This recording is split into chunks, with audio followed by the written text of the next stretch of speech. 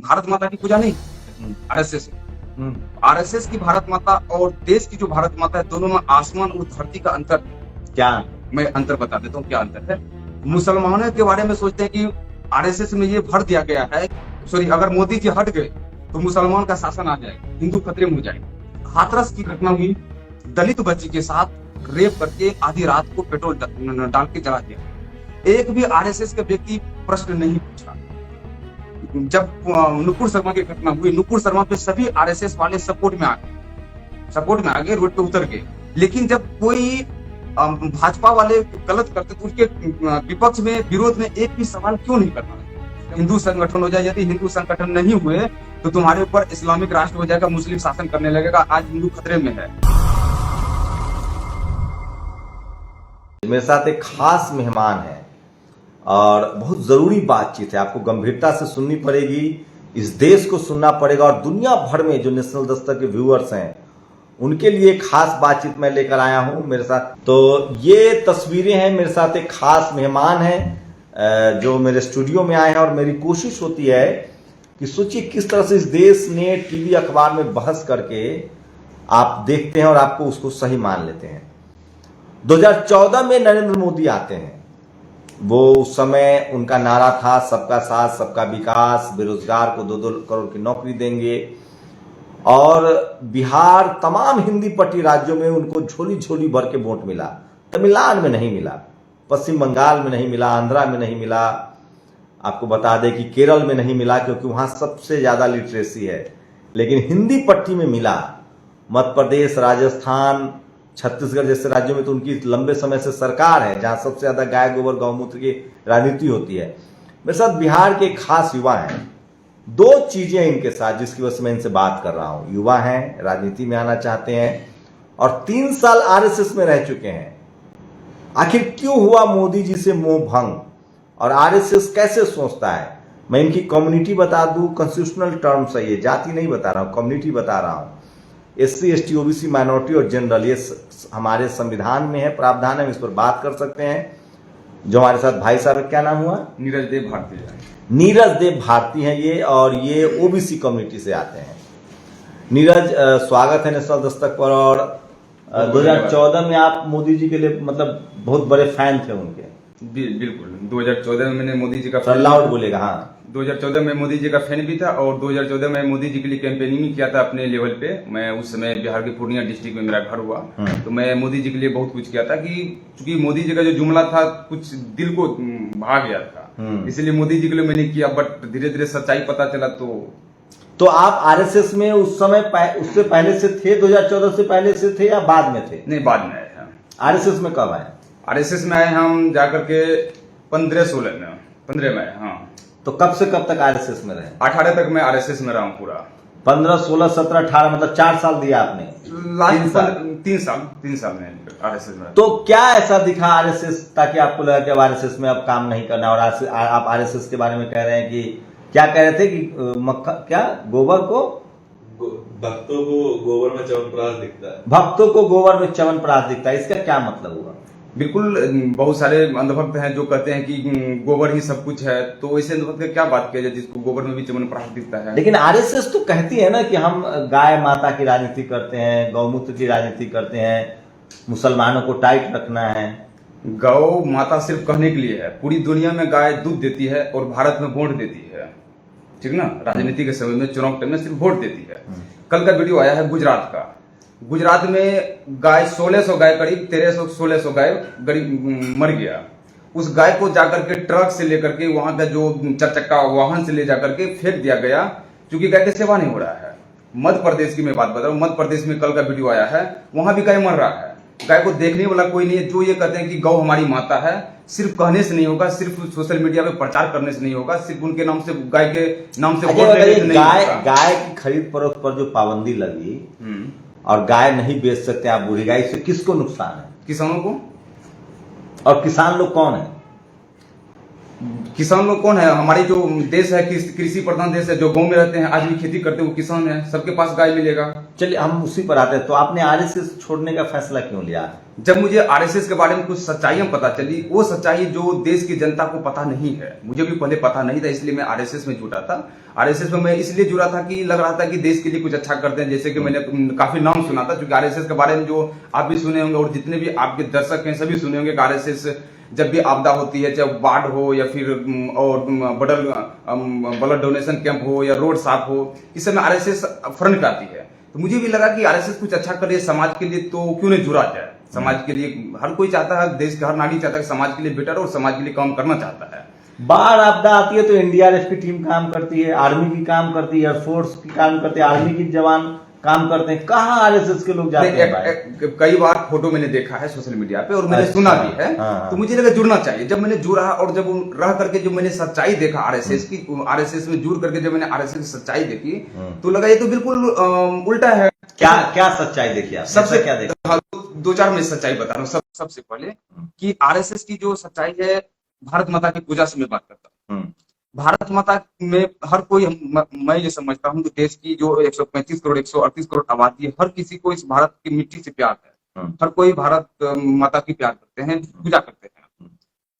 लेकिन उसमें जो पूजा होती है वो भारत माता की पूजा नहीं होती है आरएसएस में। आरएसएस की भारत माता और देश की जो भारत माता है, दोनों में आसमान और धरती का अंतर है। क्या? मैं अंतर बता देता हूँ क्या अंतर है।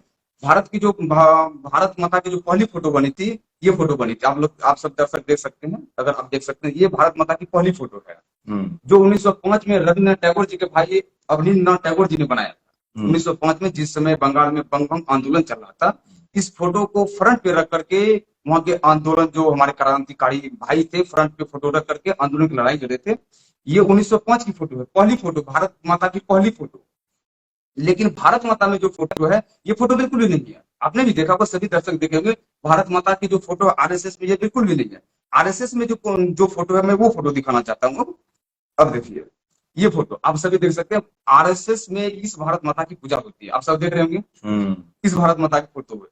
अब बताइए मुझे, इस भारत माता, ये जो भारत माता है, ये ब्रिटेन से लिया गया है। ब्रिटेन की महारानी थी, जिसमें ब्रिटेन में देवी माना जाता है, ब्रिटेनिया नाम से इंग्लैंड के लोग पूजा करते हैं। उसकी पूजा आरएसएस में होती है। ये देख सकते हैं आपने, मैंने फोटो देखा है, आप सब गूगल पे सर्च कर सकते हैं। इसमें शेर आ गया है भारत माता में। ये शेर कहां से आया? भारत का तो राष्ट्रीय पशु शेर है ही नहीं, बाघ है। बाघ है ना। और 1925 में, जिस समय आरएसएस का स्थापना हुई है, 1925 में इंग्लैंड का राष्ट्रीय पशु शेर था। इसमें कैसे आ गया? दूसरी चीज ये देखिए, ये है इंग्लैंड की भारत माता, इंग्लैंड की माता, जिसको इंग्लैंड वाले प्यार करते हैं, पूजा करते हैं। ये देखिए, और भारत माता की ओरिजिनल फोटो जो अभी आरएसएस में पूजा की जाती है, और इंग्लैंड की जो माता है, दोनों को मिलाइए 95% आपको मिलेगा एक जैसा। वहां की महारानी की पूजा आज भी आरएसएस वाले करते हैं। लेकिन आरएसएस के वीर सावरकर ऐसे लोग तो लड़े हैं अंग्रेजों से। आपने देखा देखिए? नहीं, इतिहास पढ़े हैं ना। इतिहास कहाँ में? काला पानी की सजा हुई थी। क्यों हुआ काला पानी की सजा? एक भी आरएसएस वाले बताते कि वो भारत की आजादी में लड़ाई लड़ी हो, तुम्हें मान? एक भी। 1947 में आजादी हुई, लड़ाई लड़ रही थी, और 1931 में आरएसएस के जो सरसंचालक थे, उसमें मीटिंग करके ये घोषणा किया गया, ये आदेश दिया गया कि कोई भी आरएसएस के स्वयंसेवक भारत की आजादी में भाग नहीं लेगा। और एक सप्ताह पहले मेरे पास बहुत बड़े पदाधिकारी का फोन आया था। मैंने उनसे ये सवाल किया था, उस समय आरएसएस वाले क्यों नहीं देश की आजादी में भाग लिया? तो उनका कहना था कि उस समय हमारा पर्पस था व्यक्ति निर्माण करना। आरएसएस में व्यक्ति निर्माण होता है। मैंने पूछा कि यार, व्यक्ति निर्माण ज्यादा महत्वपूर्ण है देश की आजादी में भाग लेने से, क्यों नहीं लिया गया? उनके पास कोई तर्क नहीं। मैंने बहुत सारे सवाल आरएसएस के सभी पदाधिकारी, वो तो ब्राह्मण समाज के लोग हमेशा सत्ता के साथ रहते हैं, चाहे मुगल सत्ता में आए तो मुगलों के साथ रहे, मौर्य सत्ता में थे तो मौर्य के साथ रहे, आज मोदी सत्ता है तो कुछ सत्ता के साथ रहते, तो उसमें क्या दिक्कत? देखिए, मैं ये नहीं कह सकता हूँ कि ब्राह्मण समाज, कुछ ऐसे भी ब्राह्मण है जो अच्छे हैं, जिन्होंने देश के लिए लड़ाई लड़ी है। हर ब्राह्मण को नहीं, लेकिन कुछ ऐसे हैं चापलूस, जो अंग्रेज के चापलूसी किए हैं। सावरकर की बात आपने की, वीर सावरकर की बात आपने की। मैं पूछना चाहता हूँ कि उसको वीर की उपाधि किसने दिया? सबसे बड़ा सवाल है ना, किसने दी? अपने आप को लिया वीर की उपाधि, अपने बुक लिख करके अपने आप को वीर बोल दिया। आप भी कल वीर लगा सकते अपने नाम के साथ, आपको किसने रोका? मैं लगा लूंगा, मुझे कोई रोक सकता है क्या? अपने नाम के साथ वीर स्वयं लगाए। दूसरी चीज, मेरा सवाल है, आरएसएस के सभी पदाधिकारी से मेरा सवाल मैंने पूछा था, मुझे जवाब चाहिए कि सावरकर को, यदि क्रांतिकारी थे सावरकर, अपने आप को क्रांतिकारी बोलते हैं, वीर बोलते हैं, सावरकर को 60 रुपया प्रति महीना वेतन पेंशन क्यों मिलता था? जिस समय कलेक्टर की सैलरी, कलेक्टर का उस समय का काम होता था रेवेन्यू इकट्ठा करना अंग्रेजों के लिए, जिस समय कलेक्टर की सैलरी 40 रुपया हुआ करती थी और एक टीचर का सैलरी 12 रुपया। उस समय सावरकर ऐसा कौन सा काम कहा क्या करता था, पहाड़ तोड़ने का काम क्या करता था, ये क्या क्या करता था मुझे नहीं पता। तो उसको ये 60 रुपया सब पहले सवाल आप आरएसएस में रहने के दौरान उठाया आपने, या हाँ ये बिल्कुल। बाद में समझ में आया? नहीं, पहले भी मुझे समझ में आया था बट जवाब नहीं है ना। मैंने क्या बोला, एक सप्ताह पहले मेरे पास फोन आया था, बहुत बड़े आरएसएस के पदाधिकारी का फोन आया था। उसका भी वो बोला कि ऐसा हो ही नहीं सकता है। मैंने 100 बार पूछा कि आरएसएस को सावरकर को पेंशन क्यों मिलता था।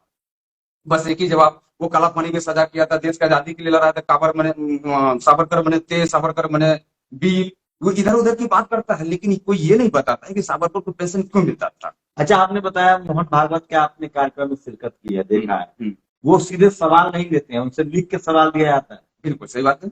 क्या होता है? जब भी आर एस मोहन भागवत जो है वो सर संचालक हैं, जब भी तृतीय वर्ष लगती है नागपुर में और द्वितीय वर्ष हर एक स्टेट में लगती है, तो उसमें द्वितीय वर्ष में वो आते हैं, 2 दिन 3 दिन के लिए आते हैं। तो कोई भी स्वयंसेवक अगर कुछ पूछना चाहे तो डायरेक्ट उनसे सवाल नहीं कर सकते हैं, आपको लिख करके पहले पदाधिकारी को देना पड़ेगा, एक पर्ची में लिख करके। वो पर्ची उस पदाधिकारी के पास जाएगा और वो पदाधिकारी डिसाइड करेंगे, वो पदाधिकारी सोचेंगे कि ये पर्ची वहां तक जाना चाहिए या नहीं, वो पदाधिकारी तय करते हैं। अगर आपका सवाल वहां तक जाने लायक है तो भेजा जाएगा, नहीं तो नहीं भेजा जाएगा। आप नहीं चाह सकते, आप चाह करके भी सवाल खड़े होकर नहीं पूछ अच्छा, सकते। आरक्षण के बारे में आरएसएस के लोग क्या गुपचुप तरीके से बात करते हैं? गुपचुप तरीके से बात करते हैं, आरक्षण समाप्त हो जाना चाहिए था। आरएसएस तो ये बात करते हैं ना, गुपचुप तरीके से आरक्षण समाप्त हो जाना चाहिए था। आरक्षण को विरोध में है हमेशा, ये सच्चाई है। अब जाति नहीं पूछते हैं।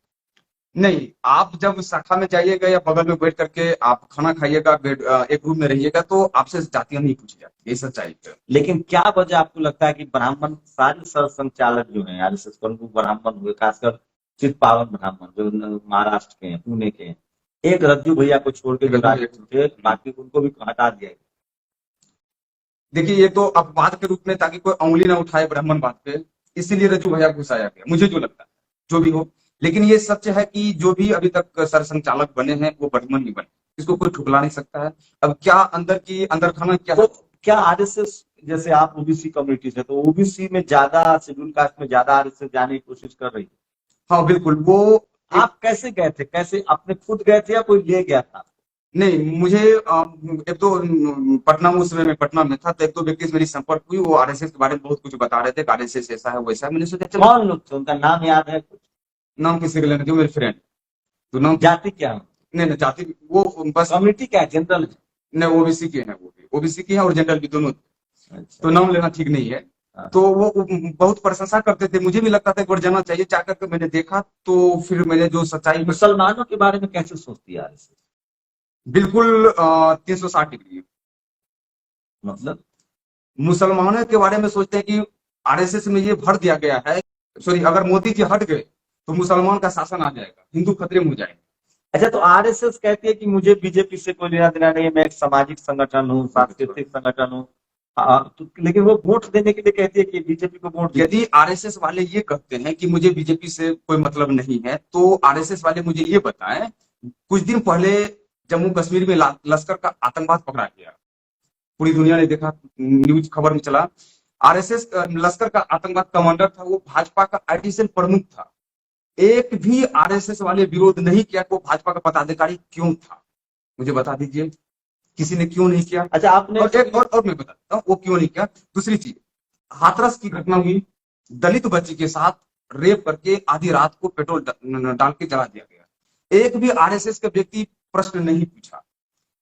जब नुपुर शर्मा की घटना हुई, नुपुर शर्मा पे सभी आरएसएस वाले सपोर्ट में आ गए, रोड पे उतर गए। लेकिन जब कोई भाजपा वाले गलत करते तो उनके विपक्ष में, विरोध में एक भी सवाल क्यों नहीं करते हैं, जब आरएसएस अपने आप को कहते कि मैं भाजपा से अलग हूं। तो अब जितने भी आरएसएस, मतलब बीजेपी के गड़बड़ियों के खिलाफ आरएसएस नहीं बोलती, बिल्कुल नहीं बोलती, बाकी पार्टी को गड़बड़ी। हाँ बिल्कुल खुल करते। आप आरएसएस के जितने, अच्छा, लालू यादव क्या रहा है? मैं एक मिनट और भी बता देता हूँ। मेरे पास, मेरे फ्रेंड रिक्वेस्ट पे बहुत सारे आरएसएस के अभी भी जुड़े हुए फेसबुक पे, मैं देखता हूँ कोई भी आरएसएस के व्यक्ति जो जितने भी हैं, वो भाजपा के खिलाफ नहीं बोलेंगे, सब भाजपा के सपोर्ट में ही बोलेंगे। सब भाजपा अपने, जब बात कीजिएगा पदाधिकारी से तो वो ये कहते हैं कि मुझे आरएसएस, भाजपा से कोई मतलब ही नहीं है, लेकिन भाजपा से एक भी सवाल नहीं पूछेंगे। महंगाई इतना हो गई, सवाल नहीं पूछेंगे, बेरोजगारी हो गया इतना, सवाल नहीं पूछेंगे, इसमें सवाल नहीं पूछेंगे, तो मैं कैसे समझूं कि आप बीजेपी से तो आपने कब तय किया कि हमको आरएसएस नहीं छोड़ना, आपको आरएसएस 2019 में? क्यों, ऐसा क्या हो गया है, क्या चमत्कार हो नहीं गया? नहीं, चमत्कार नहीं हुआ उसमें। जो मुस्लिम को लेकर के जो बताया जाए, तो वो मैंने आपको बताई थी, अब्दुल कलाम साहब से भी वो लोग नफरत करते हैं कि वो मुस्लिम थे। एपीजे अब्दुल कलाम, जो जिसे मैं मानता हूं कि ब्राह्मण के भी ब्राह्मण थे वो अपने आप को। ब्राह्मण का मतलब ये नहीं होता है कि आप ब्राह्मण जाति में मतलब पढ़े लिखे थे, पढ़े, ज्ञानी थे। बहुत बहुत बड़े थे। ये जितने भी मनुवादी सोचते हैं ना, इनसे कई स्टेप ऊपर थे तो वो। ये मनुवादी शब्द आपको पता था जब आप आरएसएस में थे, या उससे निकलने के बाद पता चला? धीरे धीरे मनुवादी सोच का मतलब हो गया ना कि वो जो चाहते हैं वही सही है, वो संविधान को नहीं मानते। बाबा साहब को लेकर क्या रहा है? अंदर खाना ये है कि बाबा साहब को सम्मान नहीं करते, लेकिन दिखाने के लिए, जैसे आज तिरंगा का दिखाने के लिए कर रहे हैं ना, इसी तरह अम्बेडकर साहब को दिखाने के लिए पब्लिकली आकर के 14 नवंबर को, 14 नवंबर सॉरी 14 अप्रैल को होता है ना, तो उसमें वो करेंगे, पूजा करेंगे, फूल माला चढ़ाएंगे, लेकिन अंदर से जितना होना चाहिए श्रद्धा वो नहीं होता है। तो मुसलमानों के बारे में क्या कहते हैं कि मोदी के हटते ही मुसलमानों का राज आ हाँ, जाएगा? यदि मोदी जी हट गए, मुसलमानों का राज आ जाएगा, इस्लामिक राष्ट्र बन जाएगा। मुस्लिम से नफरत, पूरी तरह से नफरत करते हैं, पूरी तरह से। कितनी पढ़ाई लिखाई हुई है? मैं ग्रेजुएशन किया हूँ, अभी मेरी पीजी चल रही क्या नाम बताया था? है। नीरज देव भारती है। नीरज देव है, ये ओबीसी कम्युनिटी से हैं, ग्रेजुएशन कर चुके हैं, पीजी पढ़ाई कर। मैं फिर कह रहा हूँ, जातिवाद, ब्राह्मणवाद, मनुवाद की एक ही काट है, पढ़ाई लिखाई। आप कल्पना कीजिए, जब बीए ग्रेजुएट आदमी आरएसएस के धर्म के जाल में, तो आज आप तो हिंदू हैं, आप पूजा पाठ करते ही होंगे, मंदिर जाते होंगे, आपको सनातन मतलब ब्राह्मण धर्म और हिंदू होने में कोई फर्क पता चलता है? ऐसे आप, आपकी कम्युनिटी का, जिस परिवार में पैदा हुए हैं, आपका कोई घर का पुजारी हो सकता है? अभी तक तो मैंने देखा नहीं है। आपके पास दान पेटी की चाबी आ सकती है? जिस धर्म में अभी तक तो मैं किसी मंदिर में देखा भी नहीं। ये सब सवाल कभी आपने आरएसएस में एड्रेस करने की कोशिश की कि पुजारी ब्राह्मण ही क्यों नहीं, है? मैं ये सब सवाल नहीं किया हूँ। मैं ये कहना चाहता हूँ, जाति को लेकर कोई बातचीत नहीं होती हो? नहीं, जाति को लेकर के कोई बातचीत नहीं थी, ये सच्चाई है। लेकिन मैं ये कहना चाहता हूँ कि किसी को सोचिए, मैं एक लाइन जोड़ दूं, तुलसी दुबे, जिसको तुलसीदास के रूप में जानते हैं, उन्होंने कभी जाति नहीं बताई अपनी, लेकिन सबसे ज्यादा जातिवादी कविताएं और श्लोक लिखा। वही संत शिरोमणि रविदास जी महाराज, उन्होंने खुल के कहा मैं चमार, और उन्होंने जातिवाद के खिलाफ लड़ाई लड़ी। तो सोचिए, जाति की बात न करना जातिवाद न करना जैसा नहीं है, जाति पर बात करना जातिवाद के खिलाफ लड़ना है। तो वहां जाति को वो लोग क्या कहते हैं कि हम जात पात नहीं मानते? नहीं, वो ये भी नहीं कहते हम जात पात नहीं मानते हैं, वो सब हिंदू हिंदू हिंदू करते हैं। हिंदू करेंगे, भारत माता की जय करेंगे, अखंड भारत की जय करेंगे, हिंदू करेंगे। लेकिन मैं ये पूछना चाहता हूँ कि आरएसएस वाले जो हिंदू हिंदू अपने आप को हिंदू करते हैं, तो भेदभाव क्यों होता है? आज भी हमारे समाज में हाथरस की सबसे बड़ी घटना है, वो भी तो हिंदू ही थी ना, वो लड़की हिंदू थी ना, तो आगे हो जाइए। वो भी तो हिंदू ही थी ना। उसके खिलाफ, उसके जब हाथरस की घटना घटी, उसके सपोर्ट में आरएसएस वाले क्यों नहीं उतरे? वो भी तो हिंदू ही थी। कोई आरएसएस वाले या आरएसएस के सर संचालक या पदाधिकारी प्रचार, आप लोग के बहस में कभी ऐसा नहीं हुआ कि भैया हम भी हिंदू हैं, हमारे आरक्षण का विरोध क्यों करते हैं?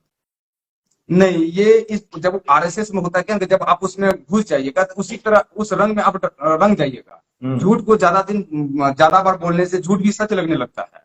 कोई अच्छे को वो लोग कोई लालच कुछ भी ऐसा देते हैं कि आप ये को नेता बना देंगे या कुछ? मैं ये मानता हूँ कि हर व्यक्ति के लिए हर लालच से बड़ा देशभक्ति होता है। अच्छा, देशभक्ति के नाम पर जी बिल्कुल, देशभक्ति होता है। ये जो विजय माल्या, नीरव मोदी सब भाग गया, तो इसके खिलाफ प्रदर्शन करने का कोई प्लान नहीं बनता? आज तक तो मैंने नहीं देखा है। नहीं, कोई डिस्कस तो होता है? कुछ नहीं, वो भाजपा वाले भगाए ना। तो डिस्कस क्या होता है आरएसएस में यार? शाखा लगती तो क्या डिस्कस होता है वहां, वही तो पूछना। वो बस हिंदू संगठन हो जाओ, हिंदू संगठन हो जाओ, भारत माता की जय, अखंड भारत, हिंदू संगठन हो जाए। यदि हिंदू संगठन नहीं हुए तो तुम्हारे ऊपर इस्लामिक राष्ट्र हो जाएगा, मुस्लिम शासन करने लगेगा। आज हिंदू खतरे में है, ये बोला जाता है, हिंदू खतरे में है। 4 दिन 5 दिन पहले मैंने बताया कि 1 सप्ताह पहले मेरे पास फोन आया था बहुत बड़े पदाधिकारी आरएसएस का। वो ये बात कर रहे थे कि 2014 के बाद देखो हिंदू कैसे मुखर होकर के बोलने लगे। यानी 2014 से बाद आप बोल नहीं सकते थे क्या? बोलते थे ना। ऐसा तो नहीं कि मेरा जन्म 2014 के बाद हुआ या मेरे मुंह में आवाज 2014 के बाद आया है। क्या कहते हैं वो कि 2014 के बाद ही हिंदू इतने मुखर होकर बोल सकते हैं, यानी 2014। आप अच्छा मान लीजिए, मैं अगर उनको कहा जाए कि हमें मंदिरों में अधिकार दिलवाइए, और अगर कोई शेड्यूल कास्ट, पिछड़ा, दलित, आदिवासी, जो सवर्णों के पास जमीन है, संपत्ति है, बिजनेस है, उसमें हिस्सेदारी दीजिए, हम हिंदू हैं, गरीब हैं, तो हमारी मदद कीजिए। देखिए, मैं ये मानता हूं कि काशीराम साहब ने कहा था, जिसकी जितनी संख्या बढ़ी उसकी उतनी हिस्सेदार। किसी भी मंदिर के पुजारी पंडित ही क्यों होते हैं? और मैं नहीं कहता कि सब पंडित खराब होते हैं, लेकिन ये पंडितवाद ही क्यों है? जहां वाद है वहीं विवाद है। चाहे वो हिंदूवाद हो, मुस्लिमवाद हो, पंडितवाद हो, मनुवाद हो, अम्बेडकरवाद हो, जहां वाद है वहीं विवाद है। ये वाद नहीं होना चाहिए ना। आप देशभक्त बनो ना। देशभक्त क्यों नहीं बनते हो? आपने मेरा परिचय दिया और मैंने अपना नाम बताया कि मेरा नाम है नीरज देव भारतीय। क्या मेरी जाति से बढ़ के मेरे लिए भारतीय नहीं हो सकता है? अम्बेडकर साहब ने कहा था कि सबसे पहले और अंत में केवल भारतीय है। भाई भारतीय बन के देखो ना। तो आरएसएस तो करे कि पहले हम हिंदू हैं, हिंदू का राज्य, हिंदू। अच्छा, वो लोग चाहते हैं कि भारत एक हिंदू देश बने, हिंदू राष्ट्र। तो जो ये चाहते हैं, मैं उनको कहना चाहता हूँ, सबसे पहले हिंदू गांव बना के दिखाओ जहां कोई भेदभाव ना होता, किसी दलित के साथ कोई भेदभाव ना होता हो, किसी भी भारतीय के साथ अगर उस गांव में कोई एक भी भारतीय रहता है उसके साथ कोई भेदभाव ना हो, ऐसा गांव एक बना करके दिखा दो। चलिए, मैं ये बातचीत इसलिए कर रहा था कि जैसे जैसे SC ST OBC के लोग पढ़ेंगे लिखेंगे, हो सकता है कि वो धार्मिक फोल्ड से निकल पाए, हक अधिकार रोजी रोटी की लड़ाई लड़ पाए। लेकिन मैं ये दावे के साथ कह सकता हूं कि सवर्ण समाज जितना पढ़ेगा लिखेगा वो उतना महीन जातिवाद करेगा। बहुजन जितना पढ़ेगा लिखेगा वो जातिवाद से निकलेगा, जातिवाद के खिलाफ लड़ाई लड़ेगा। तो हमारे नेताओं को सुनना चाहिए बातचीत। और जब तक आप काम नहीं करेंगे कल्चरल हेजमनी पर, मैं फिर कह रहा हूं, बीजेपी की जान आरएसएस में है और आरएसएस की जान धर्म की राजनीति में है। और धर्म की राजनीति का एक ही काट है, वो है अम्बेडकरवाद, फुले पेरियार अम्बेडकर। आप लोग को तय करना है कि आप लोग सॉफ्ट हिंद, जो अखिलेश यादव है, तेजस्वी यादव है, या जो भी SC ST OBC माइनॉरिटी वाली लीडरशिप वाली पार्टियां, अगर उनको लगता है कि वो हिंदू बनकर वोट ले लेंगे, तो मुझे लगता है टेढ़ी खीर है। शुक्रिया संतोष ना, नीरज देव, शुक्रिया नीरज। हम सब भारतीय हैं, तो भारतीय लगाने की क्या जरूरत है? गर्व से भारतीय है, गर्व से कहो हम भारतीय हैं। ये बात से ये बाबा साहब ने कहा था कि मैं पहले और आखिर सिर्फ भारतीय हूं। काश ऐसा देश मुल्क बने जहां जाति और धर्म लिंग के आधार पर शोषण खत्म हो। फिलहाल ये दूर की कौड़ी है, क्योंकि इस देश में जो पावर सेंटर्स है वहां SC ST OBC माइनॉरिटी की भागीदारी नहीं है। इसलिए भी आपको लंबा संघर्ष करना पड़ेगा और आपके पास एक संविधान है जो संघर्ष की आजादी आपको देता है। शुक्रिया। आप लोग की बातचीत कैसी लगी, अपनी प्रतिक्रिया जरूर दीजिए। और मतलब अब दोबारा अगर RSS आपको मौका दे कोई बड़े पद पर जाने का, तो जाएंगे? सच्चाई पता चल के क्यों जाएंगे? मुख्यमंत्री बना दे, PM बना दे। देखिए, मुख्यमंत्री देश से बड़ा नहीं होता है ना। देश से बड़ा मुख्यमंत्री नहीं होता है ना। जब हम, मुझे पता है वो, तो आपके हिसाब से मतलब RSS राष्ट्र विरोधी है? मैं बता देता हूँ, राष्ट्र विरोधी बिल्कुल है। कैसे है वो भी मैं बता देता हूँ, प्रूव कर देता हूँ इस बात को। राष्ट्र क्या है? तिरंगा है। तिरंगा जब हम लोग सामने देखते हैं तो लगता है कि यार मेरे अंदर राष्ट्र बसता है ना, बैच लगा हुआ। तिरंगा को RSS वाले 55 साल तक, 52 साल 55 साल तक क्यों नहीं माने? तो वो कहते हैं भगवा झंडा होना। नहीं, भगवा होना चाहिए, मानो, कोई दिक्कत नहीं है मुझे, लेकिन क्या तिरंगा से बढ़ के हो सकता है? कोई एक ऐसा फ्लैग हो, कोई एक ऐसा शब्द हो जो पूरे देश को जोड़ कर रखे, जम्मू कश्मीर से कन्याकुमारी, अरुणाचल प्रदेश से गुजरात तक। वो ना भगवा हो सकता, न हिंदू हो सकता, न मुस्लिम हो सकता, न सिख ईसाई। वो भारतीय ही हो सकता है और यही हो सकता है तिरंगा। इसमें 3 रंग। RSS वाले को इस 3 रंगों से नफरत है। इसीलिए नफरत है कि RSS वाले 55 साल तक तिरंगा को नहीं फहराए। 1948 में अपने पैरों से रौंद दिया गया था, इतिहास गवाह है। 2001 में जब 3 युवक जाकर के झंडा फहराने की कोशिश किया नागपुर हेडक्वार्टर में, तो उसको जेल भेज। अच्छा, RSS में अभी किस, मतलब आप कम्युनिटी की अगर बात करें तो SC ST OBC की भागीदारी बहुत ज्यादा है, मतलब OBC लोगों की। देखिए, वो राष्ट्रवाद, मैंने क्या बोला कि जो राष्ट्र की जो है ना, राष्ट्र को हर किसी से प्यार है। और RSS वाले भारत माता की जो राष्ट्र राष्ट्र राष्ट्र करते हैं, तो उस राष्ट्रवाद से जुड़ना चाहते हैं हर कोई। लेकिन उसमें जो भारत माता या अखंड भारत का जो नारा लगता है वो फर्जी नारा है। मैं ये भी प्रूव कर दूंगा कैसे फर्जी नारा है। अखंड भारत कैसे बनेगा? अखंड भारत में जो पड़ोसी मुल्क हैं सभी आ जाएंगे, पाकिस्तान, अफगानिस्तान, म्यांमार, भूटान, नेपाल, श्रीलंका, सारे आ जाएंगे। अब मुझे बताइए, जब पड़ोसी देश इसमें जुड़ेंगे, पड़ोसी देश पाकिस्तान, बांग्लादेश, अफगानिस्तान, तीनों मुस्लिम बहुल देश है। तीनों की आबादी लगभग 42 करोड़ है। हमारे देश के जो मुस्लिम हैं, उस मुस्लिम भाई को सुबह शाम पानी पी पी के RSS वाले गाली देते हैं। तो पड़ोसी देश से जो पड़ोसी मुल्क से जो मुस्लिम भाई आएंगे, क्या RSS वाले उसका आरती उतारेंगे ऐसे करके? जवाब देना। तो उसके बिना तो अखंड भारत बनेगा ही नहीं। तो ये फर्जी अखंड भारत। शुक्रिया हमसे बातचीत करने के लिए। पूरी बातचीत कैसी लगी, आप लोग अपनी प्रतिक्रिया जरूर दीजिए। शुक्रिया। जय हिंद जय भारत।